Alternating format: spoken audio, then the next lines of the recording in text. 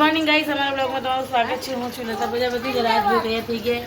રાજભાઈ શું લેવા જાઓ તમે? તો રાજભાઈને નાશપતિ એટલે કે કાજુ કતરી ખાવી છે. તો ચલો હવે આપણે જઈએ બજાર. તો ગાઈસ આપણે નીકળી ગયા બહાર. તો ચલો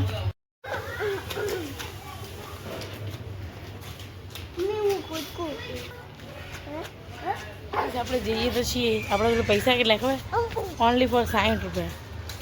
હવે 60 રૂપિયામાં તો કંઈ વસ્તુ આવશે નહીં.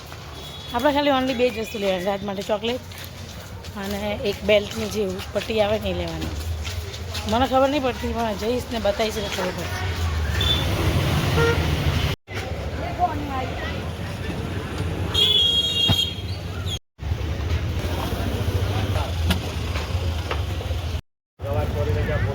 બસ લઈ લીધા ને? ચલો, શું લેવાનું તારે બતાવો.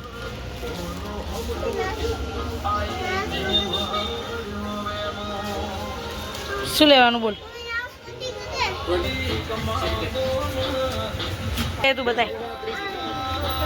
હા મારા પેંડા આપણી કર દો. ગાઈસ અમે આવી ગયા હતા અમારા મામાના ઘરે. મારો ફોન બંધ થઈ ગયો હતો એટલે એની બાજુમાં દુકાન છે મારા મામાના ઘરની બાજુમાં. તો ફોન અમારો ચાલુ થઈ ગયો છે અને અમારા મામા છોકરો જો હરખું મોટો રાખ.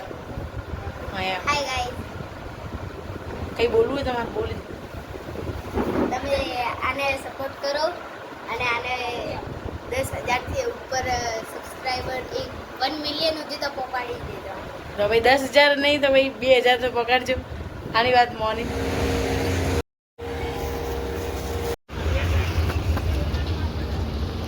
ગાઈસ એવું થયું કે જો હું બહાર શોપિંગ કરવા ગઈ હતી પણ ભૂલી ગઈ હતી કે રૂ લાવવાનું હતું. કારણ કે સાસુમાએ ઓર્ડર આપ્યો તો આપણને રૂ લાવવાનું. રૂ લાવી દીધું હોય. તો ચલો હવે ઘરે જતા રહીએ. અને પ્લસ શું થયું હતું ખબર? આ ફોન જ મારો બંધ થઈ ગયો હતો. હમણાં જ ચાલુ કરાવી નાખ્યું. 5 જ મિનિટ થઈ. તો ફોનના લીધે આપણે બહુ જ ભીવાઈ ગયા હતા કે ભાઈ ચાલુ નહીં થાય, પણ 5 જ મિનિટમાં ચાલુ થઈ ગયો. અને રૂ લઈને આવતા રહ્યા છીએ. તો સો હેપી. ઘરે પહોંચી એટલે ભાઈ જુઓ, એક પેકેટ ખાઈ ગયા હતા, બીજું પેકેટ તૈયારી. ગાઈસ કોબીજ ટામેટાનું શાક બનાવ્યું આપણે.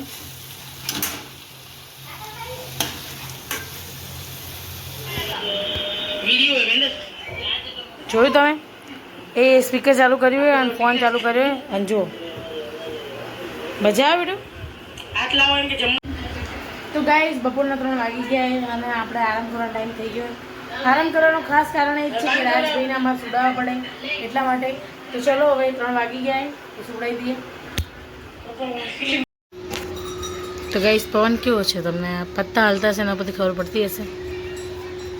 ગાય માતા જો ગાઈસ આપણે બેઠા છીએ અહીંયા. કેમ ખબર છે કે મમ્મીની વાટ જોઈ કે મમ્મી ક્યારે આવશે, મમ્મી ક્યારે આવશે. કે આપણે જવું છે બહાર. તો ચલો વેઇટ કરીએ છીએ, જોઈએ કેટલી વારમાં આવે છે.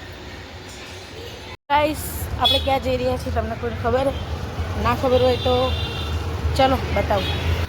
આ શું કરો તમે રાજ?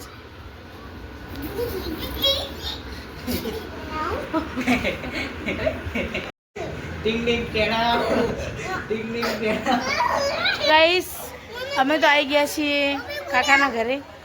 તો કાકાના ઘર તમને બતાવીશું નહીં. ગાઈસ ફાઇનલી અમે ઘરે આવી ગયા છીએ. અમે ગયા હતા સામે જ અમારા મંદિર છે ત્યાં, પણ મંદિરે જઈએ તો ત્યાં અમારે શું કે ઘરમાં મંદિર છે તો જય જોગણીમાં આપણે વિડીયો નહીં ઉતાર્યો ત્યાં.